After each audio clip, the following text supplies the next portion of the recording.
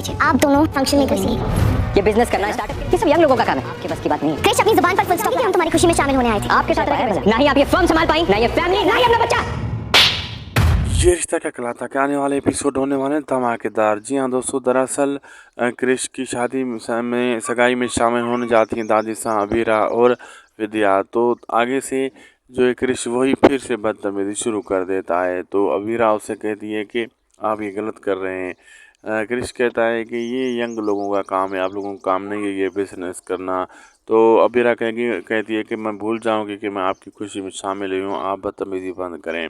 तो आगे से क्रिश कहता है आप किसके साथ खुश रह सकती है, ना आप अपने पति के साथ खुश रही, ना अपने बच्चे के साथ, ना किसी अच्छी बहू बनी। तो आगे से इतनी गुस्से में आकर दादी सा एक थप्पड़ लगाती है क्रिश को मुंह पर। अब देखना होगा कि क्या क्रिश इनको अपनी सगाई से बाहर निकालता है या क्या करता है।